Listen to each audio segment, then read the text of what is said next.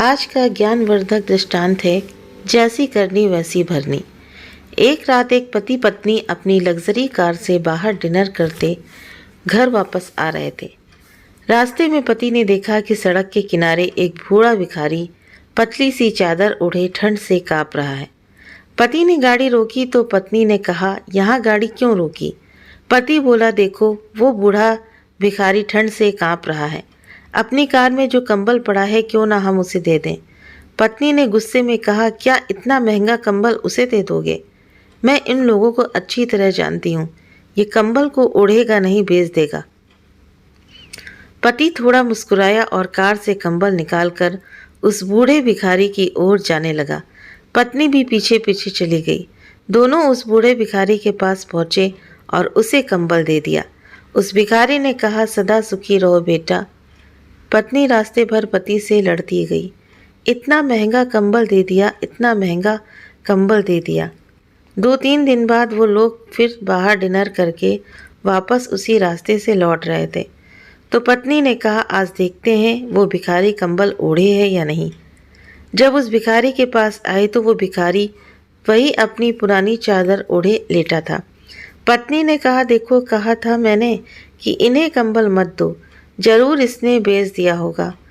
वह लोग उस भिखारी के पास गए और पूछा, बाबा आपको कंबल दिया था, वो कहाँ है? उस भिखारी ने कहा, वो कंबल मैंने एक बूढ़ी औरत को दे दिया बेटा, जो मेरी ही तरह भीख मांगती है। वो बहुत बीमार है और उसके कपड़े भी फटे हैं। उस कंबल की ज़रूरत मुझसे ज़्यादा उस बूढ़ी औरत को थी। मेरे पास तो ये पुरानी चादर है जिससे मैं काम चला सकता हूँ। पत्नी ने पति से कहा, ये भिखारी झूठ बोल रहा है। पत्नी ने पूछा, बाबा वो बूढ़ी औरत कहाँ रहती है? भिखारी ने कहा, यहीं आगे मोड़ पर।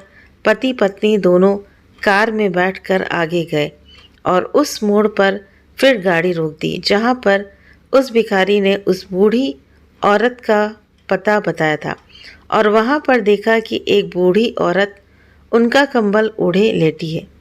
पत्नी ने कहा, चलो पूछते हैं, जरूर इसने पैसे देकर खरीदा होगा ये कंबल। पति पत्नी दोनों उस बूढ़ी औरत के पास गए और पूछा, माँ जी ये कंबल कहाँ से मिला आपको? बूढ़ी माँ ने बताया कि एक नेक दिल इंसान है जो मेरी ही तरह भीख मांगता है। मुझे बीमार देखकर उसने मुझसे कहा, इस कंबल की ज़रूरत मुझसे ज़्यादा तुम्हें है।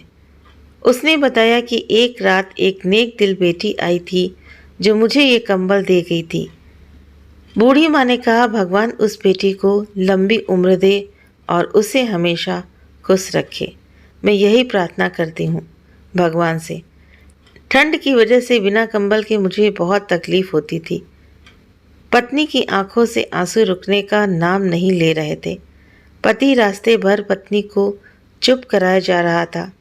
पत्नी बस रोए जा रही थी और बार बार एक ही बात बोल रही थी कि कल एक और कंबल उस बाबा को दे देना।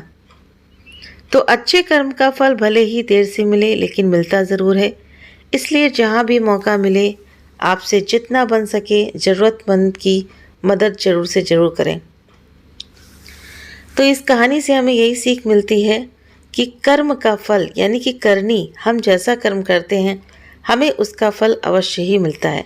अगर हम अच्छा करते हैं तो अच्छा मिलेगा, बुरा करते हैं तो ऑब्वियसली बुरा ही मिलेगा। और यही बात समझ में आती है कि अगर आपके पास में देखिए तन है, शरीर आपका अगर स्वस्थ है, ठीक है, तो आप उससे किसी की सेवा कर सकते हैं, मदद कर सकते हैं। जैसे मान लीजिए कोई वृद्ध है, वो अपने घर का काम नहीं कर पा रहे, उसको सामान मार्केट से लाना है या कुछ भी ज़रूरत का सामान है, तो आप ये तन से कर सकते हैं। मन से आप जा कर के, आप कुछ नहीं कर सकते हो तो आप जा कर के आप उसको भगवान का नाम जप कराइए, पाठ पढ़ाइए भगवान का, भगवान के बारे में अच्छी अच्छी बातें बताइए। और धन से, अगर मान लीजिए आपके पास धन है तो आप धन से किसी गरीब की सेवा मदद अवश्य ही कीजिए और करना भी चाहिए। क्यों? क्योंकि भगवान ने आज आपको इस लायक बनाया है, आपको पैसा दिया है, तो आप उस पैसे का सदुपयोग करके, किसी को देने से कभी कुछ घटता नहीं है। अगर आपको लगता है कि अगले को ज़रूरत है इसकी और वो गरीब है बेचारा, नहीं ले पाता है, और आप इस लायक हैं, आपको भगवान ने बनाया है, तो आप उसकी मदद ज़रूर से ज़रूर करें।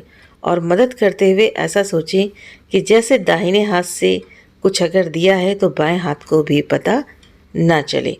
तो तन मन धन से हमें सेवा सबकी करनी है, और हम जैसा कर्म करते हैं, यानी कि जैसी करनी वैसी भरनी, वैसा ही हमें भरना पड़ता है।